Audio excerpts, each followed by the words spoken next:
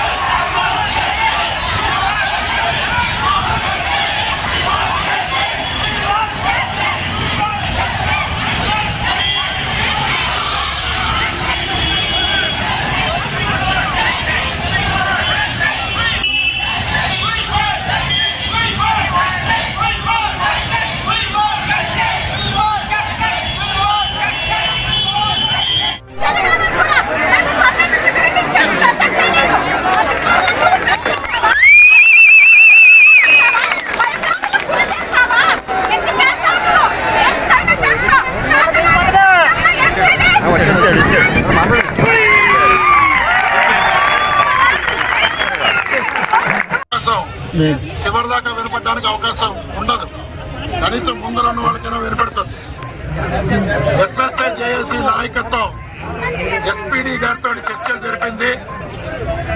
సమ్మె చేస్తున్న ఉద్యోగుల పైన మీరు విధించిన ఆంక్షలు, అలాగే మన కేజీబీ ఉద్యోగుల్ని బెదిరించడాలు, ఇటువంటివన్నీ కూడా ఎస్ఎస్ఐ జేఏసీ ఖండిస్తోంది.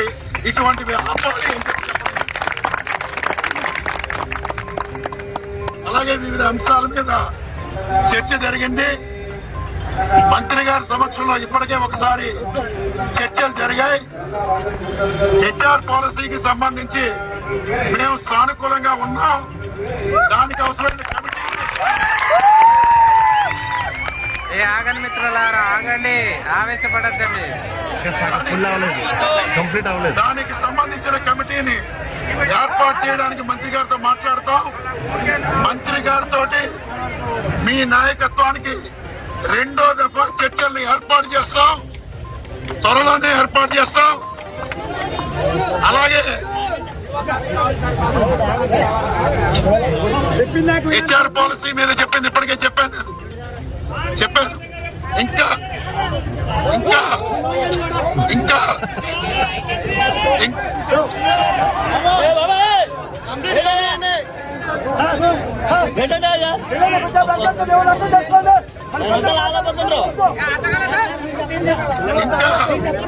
ఇంకా మన సమస్యలు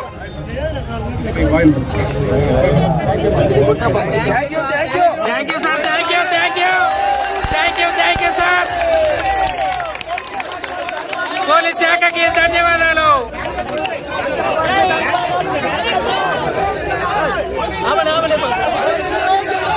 జిందాబాద్, జిందాబాద్. కాబట్టి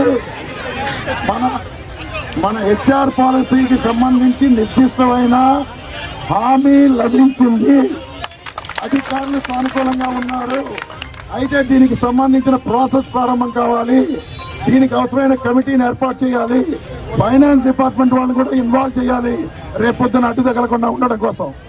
సో ఈ ప్రయత్నాలన్నీ కూడా చేస్తామని చెప్పాను. ఇక మిగిలిన అంశాలు ఏవైతే ఉన్నాయో మనం ఇప్పటికే 16 డిమాండ్లు అనుబంధంగా 10 డిమాండ్లు కూడా ఇచ్చాం. ఒకసారి ఆల్రెడీ మంత్రి గారి దగ్గర చర్చలు ప్రారంభమైనందున మంత్రి సమక్షంలోనే మరో దఫా కూడా చర్చలు జరిగి నిర్దిష్టంగా మినిట్స్ మనం రాసుకోవాల్సిన అవసరం ఉంది. అయితే ఈ ప్రాసెస్ అయ్యే వరకు కూడా మన సమ్మె కొనసాగుతుంది.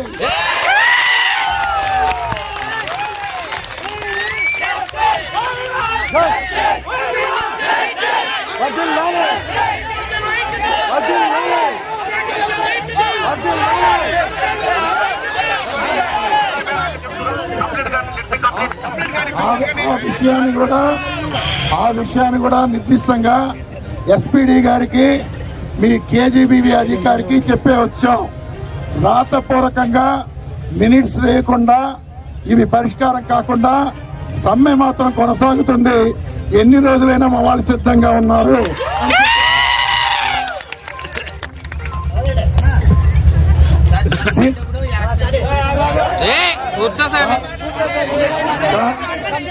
మీకు అందరికీ చెప్పేది ఒకటే, మనం నోటీస్ ఇచ్చి సమ్మె చేస్తున్నాం. సమ్మె కాలంలో ఎవరు ఏ నోటీసులు ఇచ్చినా మనం జవాబు ఇవ్వాల్సింది అవసరం లేదు. కాబట్టి మీరేమి కంగారు పడాల్సింది అదే పడాల్సింది లేదు. సమ్మె మనం లీగల్ గా నోటీస్ ఇచ్చాం, సమ్మె చేస్తున్నాం. షోకాజులు వాటికి కేజీబీలో ఉన్న వాళ్ళందరూ భయపడాల్సిన అవసరం ఏం లేదు. ఇతర ఉద్యోగులు కూడా భయపడాల్సింది లేదు. ఇది మేము చెప్పదలుచుకున్నాం. మీకు ఏదైనా ఆన్సర్ ఇవ్వాలన్నా రాష్ట్ర కమిటీ నుంచి పంపిస్తాం, అప్పుడు ఆన్సర్ ఇవ్వండి. అప్పటిదాకా ఎవరు కూడా మాట్లాడకండి. మీకు ఫోన్లు చేసి పిలిపించినా, ఫోన్లు చేసి రమ్మన్నా ఏ ఫోన్ కాల్స్ కి అటెండ్ అవ్వద్దు. సమ్మె విరమణ అయ్యేదాకా కూడా.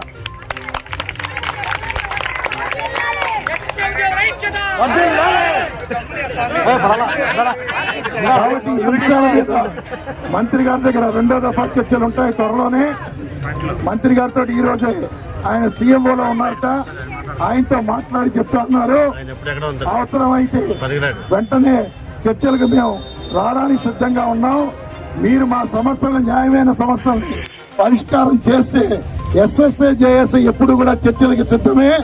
ఆ పని మీరు చెయ్యలేదు కాబట్టే మేము సమ్మెలోకి వెళ్ళాల్సి వచ్చింది. దీనికి బాధ్యత మీదేనని చెప్పడం జరిగింది. కాబట్టి ఈ రోజు మన మిత్రులు చాలా మంది అనుకుంటూ ఉన్నారు మన రానివ్వలేదు. ఇవన్నీ కూడా మన రానిచ్చారు కాబట్టి ఇక్కడ దాకా వచ్చారు.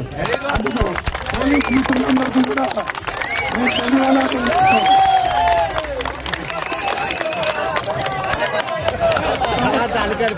సార్ రానివ్వలేదు. సరే ఏదేమైనా కానీ సగం మందిని తీసుకెళ్లారు, రానివ్వలేదు. చేశారు మనం ఆపడానికి. మనందరం కూడా ఐక్యంగా ఇక్కడికి వచ్చాం. మన ఎక్కడికక్కడ కొన్ని చోట్ల అరెస్టులు కూడా చేశారు.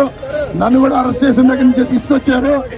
ఏదేమైనా కానీ మనం ఈ కార్యక్రమాన్ని మీరందరూ కూడా ఇంత పెద్ద ఎత్తున పాల్గొని జయప్రదం చేసినందుకు ఎస్ఎస్ఏ జేఎస్సీగా మీకు అందరికీ కూడా పేరున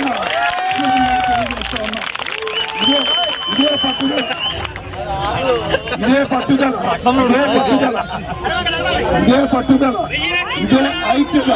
ఇదే ఐక్యత భవిష్యత్తులో కూడా కొనసాగించాలి. మిత్రులారా,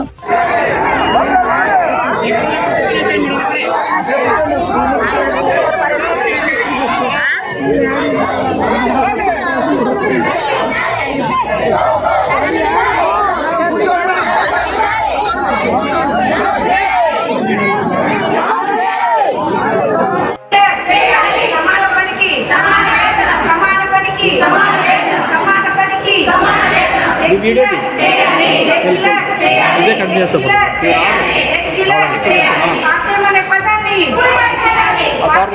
పదాన్ని